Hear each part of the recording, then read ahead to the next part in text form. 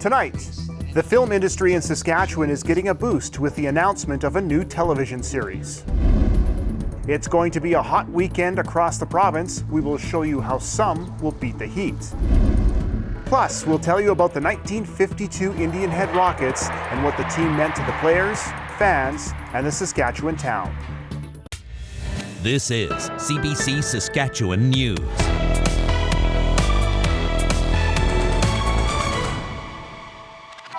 It's Friday, August 19th. CBC Saskatchewan News starts now. Hello, and thank you for joining us. The province's top doctor says the latest COVID-19 data shows a big increase compared to the past month. So he's reminding people to get a first or second booster shot as soon as possible and possibly put that mask back on. Again, we've had a great summer and many of us have chosen not to wear masks. Some have chosen to continue wearing a mask. I think that's fine based on your own personal risk assessment. If you're in a crowded place with lots of people you don't know, it's a good idea to wear a mask, and that's increasingly going to be important in the fall. Shahab says the uptake on booster doses remains low among school-aged children. He's encouraging people to do as much as possible while the presence of COVID remains low. Shahab expects the numbers to keep climbing in the weeks ahead. Another prominent voice is expressing concern over the Legacy Christian Academy scandal in Saskatoon. Former students are suing the school over abuse allegations. Now the children's advocate is getting involved. Lisa Broda confirms she's requested information from the province and is looking into it. She says the government's actions are positive, but they may not be enough to satisfy the province's legal obligations under the Education Act. The government has appointed administrators to oversee independent schools that employ teachers named in the lawsuit. It also confirmed no teachers or staff being accused will be working in schools this fall. Broda says her office will consider the evidence and determine what to do next. Saskatchewan's film and TV industry has a major project coming to Regina this fall. It's the first large production since the Saskatchewan government increased its film and TV grant from $2 to $10 million earlier this year. The action thriller series King of Killers starts production in a few weeks and includes some unique technology the industry hopes will have productions flocking to the soundstage. Adam Hunter has the details. This is no rom-com. Saskatchewan's Minister of Culture, Laura Ross, is not wrong. This soundstage will soon be home for the new series King of Killers. It chronicles the stories of international assassins who are competing to claim the title of the most dangerous killer in the world. It's a spin-off of an upcoming film by the same name. So yes, expect big stunts, big action, interesting characters, everything bouncing off the walls. The series will receive a little more than $8 million of the government's $10 million film and television grant, which was announced in this year's budget. One of its Saskatchewan-based producers says 100 local crew and 18 performers will be hired. And creates an entertaining, successful show that's going to create a lot of opportunities, be a lot of fun to make, and and also show the rest of the world that we're back in business and we're making world-class entertainments and television. 10 years ago, the government ended the film employment tax credit. Those in the industry criticized the move, and many left the province to work elsewhere. Productions left as well. Today's announcement is being billed as the start of a new chapter. It's exciting. It's exactly what we were making the case for the past 3 years. We used a business case approach with the government rather than thumping on them. We had done that for 10 years. It wasn't effective. We had to use a new approach, a collaborative approach with Creative Saskatchewan. As for the series itself, you may be asking how this soundstage is going to be transformed into various exotic worldwide locations. The project will create a massive new LED wall that creates a virtual digital environment, technology used in the Disney series The Mandalorian and to create Gotham City in the recent film The Batman. Once built, the wall will live here and be available for rent. Our digital wall is going to be the most advanced digital wall in the world, and this is what we're bringing to Saskatchewan. So with this show, yes, we are generating tons of jobs, we're generating tons of activity in the province, but also because now the wall becomes an asset that is in the province, it's going to attract so many more productions to come in and utilize it. The series will be entirely shot in Saskatchewan with production beginning next month. Creative Saskatchewan says the production will generate $20 million in labor, goods, and services to the local economy. Adam Hunter, CBC News, Regina. It's been a hot summer, and despite being mid-August, temperatures are expected to hit 30 degrees or more this weekend in Saskatoon. Still, people are finding ways to beat the heat and enjoy the summer while they can. Pratyush Dayal reports. Yeah, that's our favorite. How big a bite can you take? Chocolate ice cream is the go-to choice of snack for many kids here at River Landing Spray Park. Saskatoon resident Wayne Andre couldn't help but run through the water with his family. Andre says it is the best way to cool down and beat the heat. Oh, probably we'll get some ice cream around 11 and then we'll go back. That's too hot, so we'll head back home. My favorite is bubblegum. You tell them what your favorite is. Sounds good. I like cotton candy. And we have been enjoying ice cream here. Lots of weeks this summer. Yep. McFadden says along with ice cream, a cold drink and donuts always go well on summer days. Julie Spencer says she tries to visit the park with her 2 kids at least twice a week, as her kids love to play in the water. But if the mercury soars, she says they might have to make other plans. We live out in Rosewood. There's a splash park there, but they love the environment here. Oh. It's so hot. Yeah, so probably their grandparents have a pool, so we'll try to hop in there and splash in there for a bit too. Daily high temperatures near or more than 30 degrees Celsius combined with overnight lows in the mid to high teens are expected over this weekend. Environment and Climate Change Canada says the risks are greater for young children, pregnant women, people with chronic illnesses, older adults, and people working or exercising outdoors. But the unsheltered people in the city say finding cool spots is challenging. The Saskatoon Community Clinic says the heat can be dangerous for people with chronic conditions or a lack of cool shelter. It distributes free water for those in need, about 20 to 25 cases a day recently, even running out a few times on really hot days. The important thing is to make sure that you have water on you at all times, or at least have a plan to make sure you have some at the end of the day or through the hottest parts of the day. We also encourage people to try and find shelter, as hard as that may be for some folks. STB says if people need more help, they can reach out to organizations in downtown or core neighborhoods. Back at the park, most agree, while it may be sweltering this weekend, they are happy to enjoy the last few days of summer before the fall chill sets in. Pratyush Dayal, CBC News, Saskatoon. Thanks, Pratyush. Now, if you're in Saskatoon, it will also be one of the last chances to cool off in many of the city's pools. Both George Ward and Mayfair pools close on Sunday. Lethe and Riversdale are open until the following Sunday. Of course, many summer programs ended this week as well. This includes summer youth centers and the traveling program that teaches kids to skateboard. The Nutrien Playland at Kinsman Spray Pads are slated to close next month. If you're in Regina, a little bit longer to take a dip in the pool, as pools in the Queen City are open until after the September long weekend. It's a summer backyard game that's gaining national and international attention. There's even a national TV deal with ESPN in the United States. The game of Cornhole has grabbed the attention of thousands of people right here in Canada as well. This weekend, the national championships are in Regina, and this gave us a chance to catch up with some of the best players in the country. Cornhole is really easy to explain. It's easy to play. It's really hard to be great at. But it's basically 2 boards, 27 feet apart, and you're throwing bead bags and you're trying to get in the hole. It's like curling. It's the same type thing. You're trying to get to the circle, right? And there's always sometimes you're putting blockers up.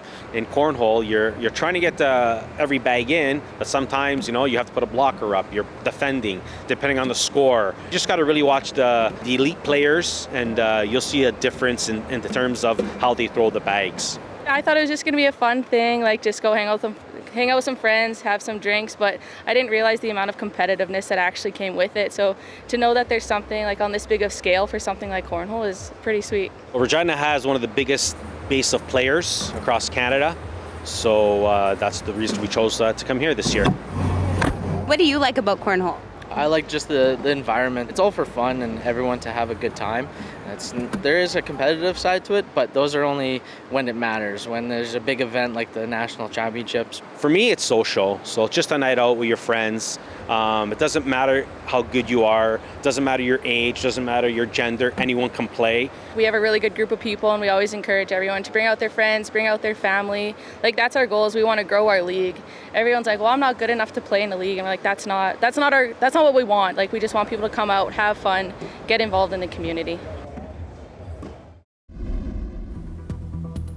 Well, the harvest has begun for parts of the province, and these golden bales are a welcome sight for many farmers who've gone through a pretty rough season.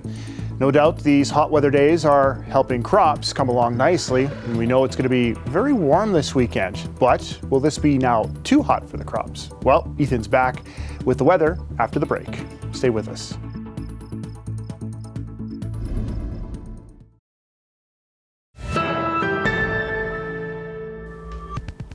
Welcome back. Now there's a new crop being grown in Regina's Wascana Centre, but it's not canola, barley, or durum. It's fruit, and it's types of fruit you wouldn't usually typically think of growing in Saskatchewan. We went down to Wascana Centre's new orchard to find out why it's being planted. They're good. The orchard was a dream of mine to establish a food-based source in the park and to increase the diversity of this tree species in the park itself. In the past, we've grown small quantities of other fruit, but we've never tried to grow a food source tree such as orchard-style apples and pears and plums.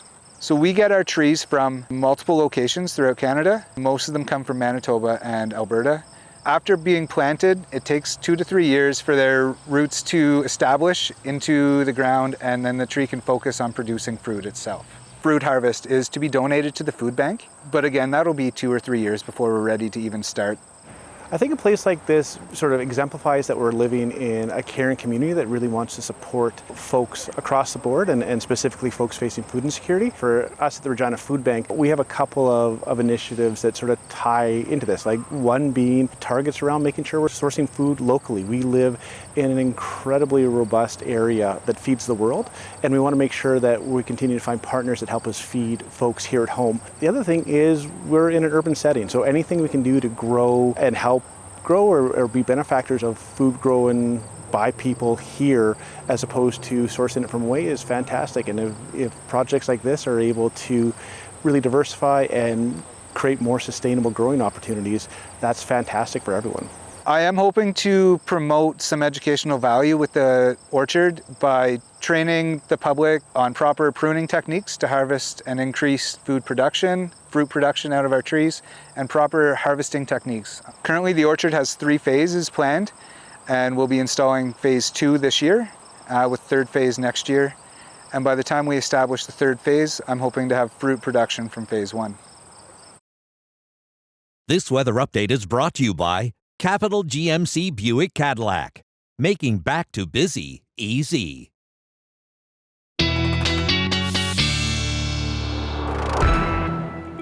Ethan Williams is now in with a look at weather. And Ethan, you were the one that had the chance to gather that story, right? Yes, indeed. Did you at least try the apples? I did. They're really delicious. They're kind of like Macintosh apple, little tart. They're little small ones, but they are delicious. And there were some berries and cherries there too. I meant to bring one back for you, Dan. We should have eaten one right on the air this evening. No apples for me. Anyways, but it must have been weird seeing some fruit like that in Regina. Yes, yeah, there is a lot of good weather for the growing conditions out there, and we are also seeing some hot conditions for pets and for animals out there. You may have seen animals doing a little bit of this lately, just spreading out, lying in a nice, shady, cool spot. Turns out there's a very scientific word for this, and it is splooting.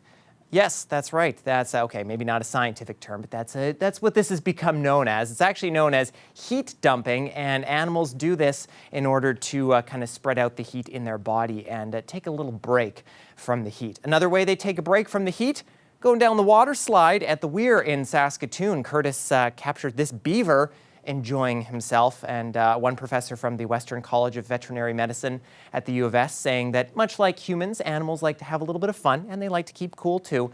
And hey, I don't blame him, because look at this. Temperatures close to 30 degrees province-wide this evening, and they'll be staying that way for the next little while, and in fact, continuing to increase as we go through the weekend.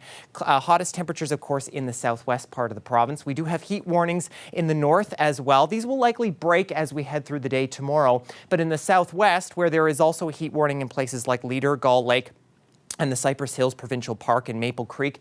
These are likely going to be in place probably through to early next week, given how intense that heat is going to become through the weekend. And here's why. Ridge of high pressure still in place, really locking in, especially along that very southern portion of the province. And that is also going to be increasing our fire risk. The blues and the greens are now gone, and it's just a high to extreme risk for much of the province, especially west central and southwestern Saskatchewan. So do be careful heading out this weekend if you're doing any campfires or have to do any controlled burns of any sort. Now, the north of the province will get potentially a little bit of relief. We have this cold front that's moving through tomorrow afternoon. That could trigger off some showers and possibly some thunderstorms. And in its wake on Sunday, it will be much cooler in the north. We're looking at highs maybe about 10 degrees cooler than what they will be on Saturday. South of the province, still very, very warm as we head through Sunday, and possibly some lingering cloud cover in central regions with that cold front. Now, wind gusts will pick up a bit, especially in the far north, over 40 kilometers an hour as that low pressure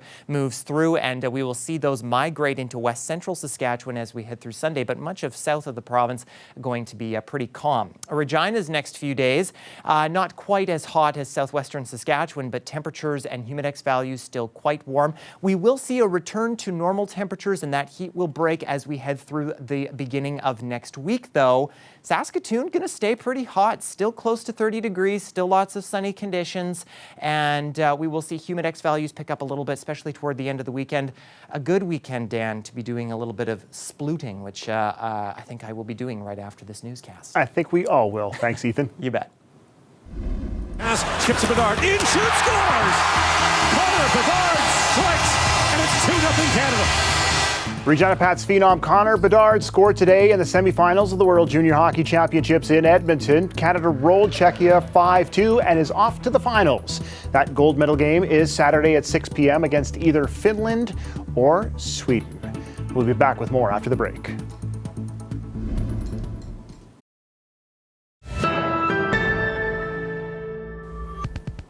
Welcome back. An all-black baseball team is being inducted into the Saskatchewan Baseball Hall of Fame. And it's been 70 years since the 1952 Indian Head Rockets hit the field, but its two surviving members still have vivid memories of playing on the prairies. The distance now, it seems far, far away, but when we were younger, this little distance didn't seem as far. At 90 years old, Willie Reed and Nat Bates move a lot slower these days, but they clearly remember their glory days on the baseball field. I enjoyed turning the double play. They've been friends since middle school and have lived in Richmond, California for most of their lives. But still reminisce about a time 7 decades ago when they moved north to play baseball on an all-black team. It was July 1st, 1952. The town of Indian Head, Saskatchewan was celebrating its 50th anniversary. The main event was dubbed Canada's Greatest Baseball Tournament. It attracted thousands of fans. And on the mound for the Indian Head Rockets was a young black man from California, Nat Bates. Behind him at second base was one of his best friends, Willie Reed. That seemed like a time of great opportunity for them. We were young and eager to explore and go up there and play baseball because we had an inkling being in the majors later on in life and so forth. So we figured that would be a good experience. The Canadians were extremely polite, friendly, supportive. we had a pretty good baseball team, and we generally filled the stands wherever we played. Jackie Robinson singles to center. Up until the 1940s, baseball had been racially segregated. Then in 1947, Jackie Robinson became the first African American to play in the majors.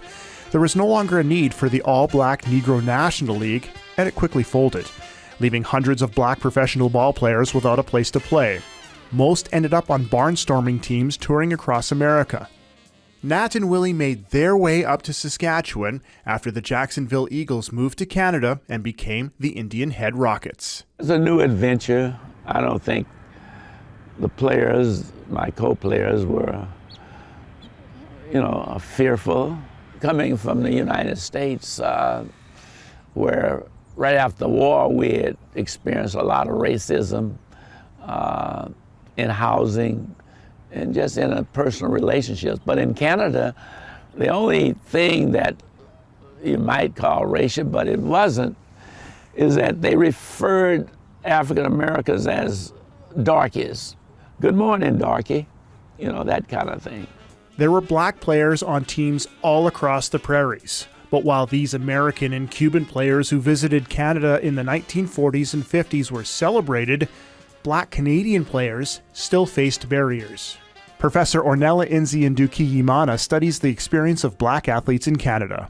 Do have sort of that dissonance where black Canadians who are from here, who are living here, very much recognize that it's a complex place to live. You never know where you stand.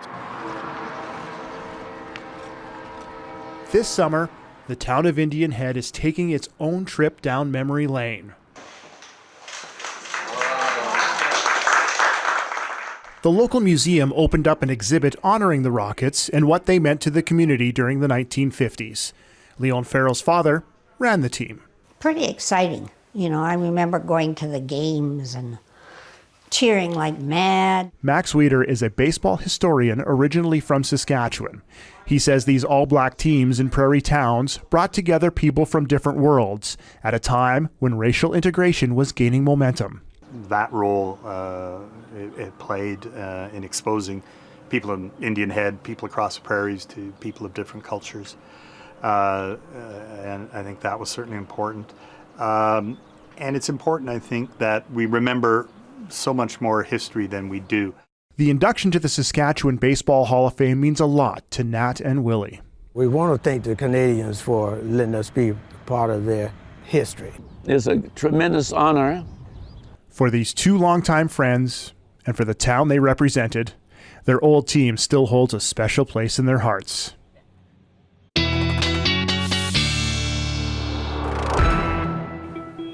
Ethan's back with one last look at weather and the hot weekend ahead for most of the province. Yeah, that's right, Dan. And we are starting off hot tomorrow in Regina at 8 a.m. 18 degrees under sunny conditions. Some south winds will keep us a little bit cool as we head toward the afternoon, where those gusts will pick up close to 40 kilometers an hour. 26 at noon under mostly sunny skies. Saskatoon, we're already at 20 degrees by 8 a.m. Those winds close to 30 kilometers an hour as well. And they'll stay there as we get close to 30 degrees.